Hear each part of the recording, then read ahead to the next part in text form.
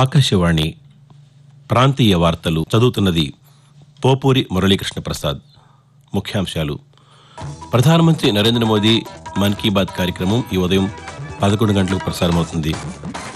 శ్రీకాకుళం నుంచి చిత్తూరు వరకు ప్రతి సాగునీటి ప్రాజెక్టును పూర్తి చేస్తామని ఆంధ్రప్రదేశ్ ముఖ్యమంత్రి నారా చంద్రబాబు నాయుడు తెలిపారు.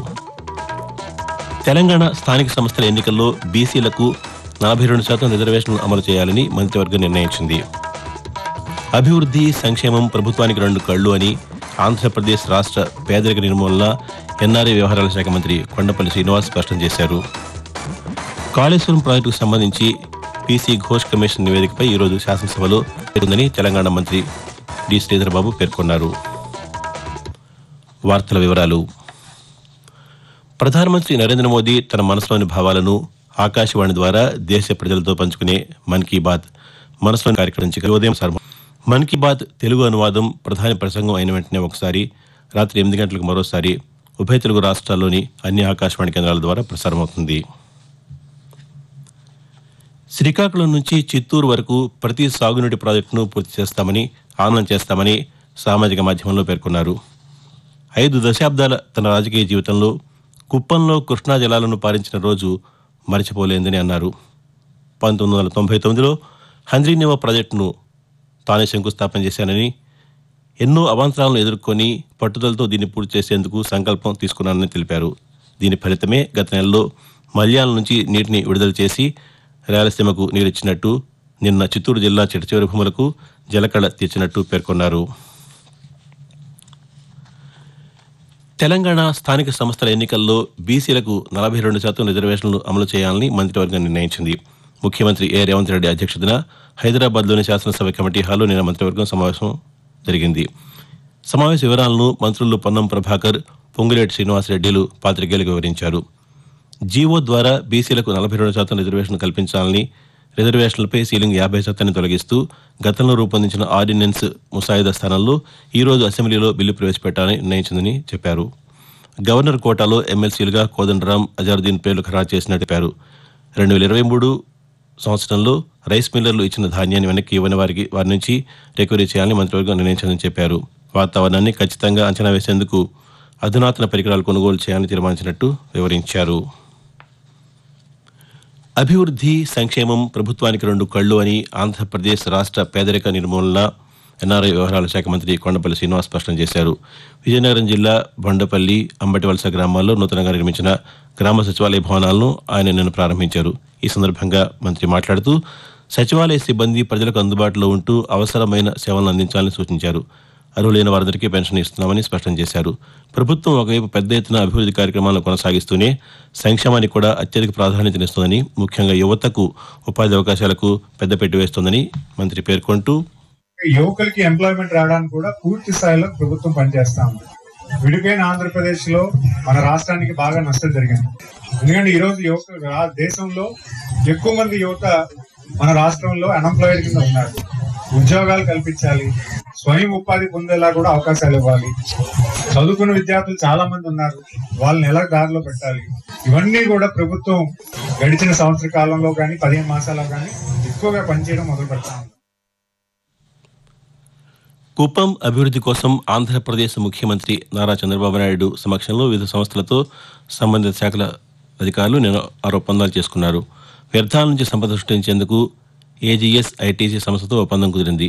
ఈ ఒప్పందంలో భాగంగా వ్యర్థాల సుస్థిర నిర్వహణపై ఇంటింటి ప్రచారం, పాఠశాలల్లో 15 ఏళ్ల పాటు అవగాహన కార్యక్రమాలు నిర్వహించనున్నారు. మహిళా సంఘాల ఉత్పత్తుల తయారీ, గ్రామీణ ప్రాంతాల్లో మార్కెటింగ్ సదుపాయం కల్పించేందుకు పట్టణ పేదరిక నిర్మూలన సంస్థ షీలీడ్స్ సంస్థతో ఒప్పందం కుదుర్చుకుంది. ఈ ఒప్పందంలో భాగంగా కుప్పం నియోజకవర్గంలో 10,000 మంది మహిళలను పారిశ్రామికవేత్తలుగా తయారు చేయడంతో పాటు వారికి శిక్షణ ఇవ్వనున్నారు. కుప్పంలో మామిడి, జామ, టమోటా ఏర్పాటుతో ఆకాశవాణి ప్రాంతీయ వార్తలు వింటున్నారు.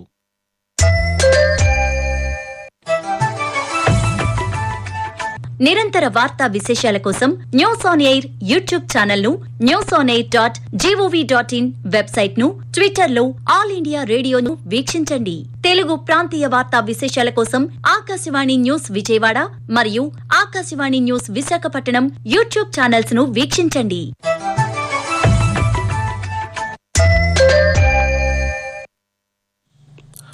ఆంధ్రప్రదేశ్లోని గుంటూరు జిల్లా కొత్త గుంటూరు రైల్వే స్టేషన్ ఆధునికీకరణకు 5 కోట్ల రూపాయలు కేటాయించినట్టు కేంద్ర గ్రామీణాభివృద్ధి కమ్యూనికేషన్ శాఖ సహాయ మంత్రి డాక్టర్ పెమ్మసాని చంద్రశేఖర్ తెలిపారు. గుంటూరు పార్లమెంట్ పరిధిలో రైల్వే, గృహ నిర్మాణ ప్రాజెక్టులపై సంబంధిత అధికారులతో జిల్లా కలెక్టరేట్లో నిన్న సమీక్షా సమావేశం నిర్వహించారు.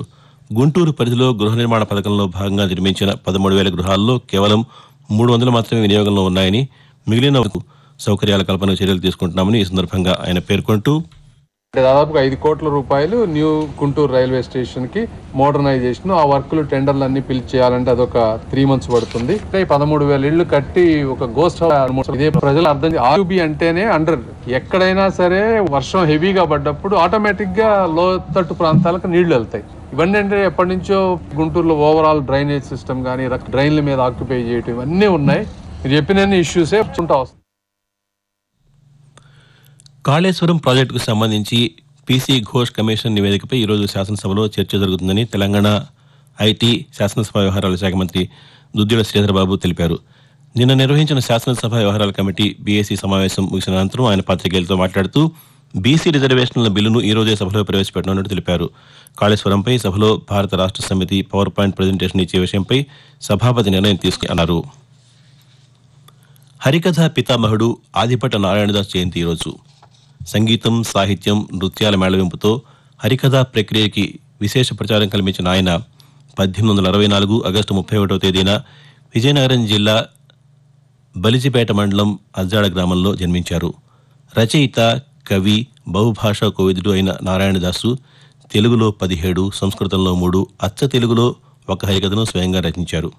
హిందూస్థానీ భైరవీ రాగాలపనకు గాను రవీంద్రనాథ్ ఠాగూర్తో ప్రశంసలు అందుకున్న ఆదిభట్ల నారాయణదాసు 1945 జనవరి 2న తుది శ్వాస విడిచారు. వాతావరణం. ఆంధ్రప్రదేశ్ యానాంలోని దిగువ రూపావరణంలో నైరుతి పశ్చిమ గాలులు వీస్తున్నాయని అమరావతి వాతావరణ కేంద్రం తెలిపింది. దీని ప్రభావంతో రానున్న 2 రోజుల పాటు ఆంధ్రప్రదేశ్లో తేలికపాటి నుంచి మోస్తరు వర్షాలు కురిసే అవకాశం ఉందని వాతావరణ శాఖ అధికారి ఎం వెంకట్రావు తెలియజేస్తూ, ఈ రోజు ఉత్తర కోస్తా ఆంధ్రప్రదేశ్లో తేలికపాటి నుంచి మోస్తరు వర్షాలు లేదా ఉరుములతో కొన్ని జల్లులు కొన్ని చోట్ల కురిసే అవకాశం ఉంది. దక్షిణ కోస్తా ఆంధ్రప్రదేశ్, రాయలసీమలో తేలికపాటి నుంచి మోస్తరు వర్షాలు 1 లేదా 2 చోట్ల కురిసి ఉంది. బలమైన గాలులు గంటకు 30 నుంచి 40 కిలోమీటర్ల వేగంతో వీచే అవకాశం ఉంది. మరోవైపు తెలంగాణలో 5 రోజుల పాటు మోస్తరు నుంచి భారీ వర్షాలు కురిసే అవకాశం ఉందని హైదరాబాద్ వాతావరణ కేంద్రం తెలిపింది. కురుస్తున్న భారీ వర్షాలకు గోదావరి నదికి వరద ప్రవాహం పెరుగుతోందని ఆంధ్రప్రదేశ్ విపత్తుల నిర్వహణ సంస్థ మేనేజింగ్ డైరెక్టర్ ప్రఖర్ జైన్ తెలిపారు. నిన్న రాత్రి 9 గంటలకు భద్రాచలం వద్ద నీటి మట్టం 47.7 అడుగులుగా నమోదైందని ఒక ప్రకటనలో పేర్కొన్నారు.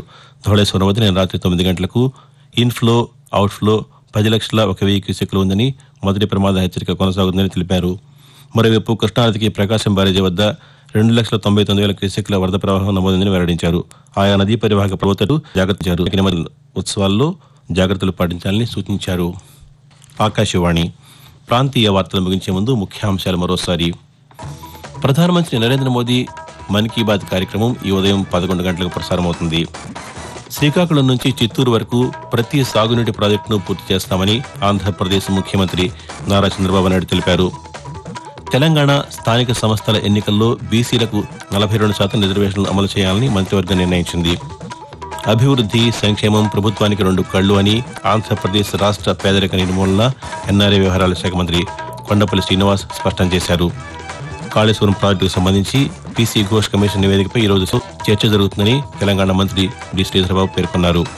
ఆకాశవాణి ప్రాంతీయ వార్తలు ఇంతటితో సమాప్తం. తిరిగి 7 గంటల 5 నిమిషాలకు జాతీయ వార్తలు వింటారు.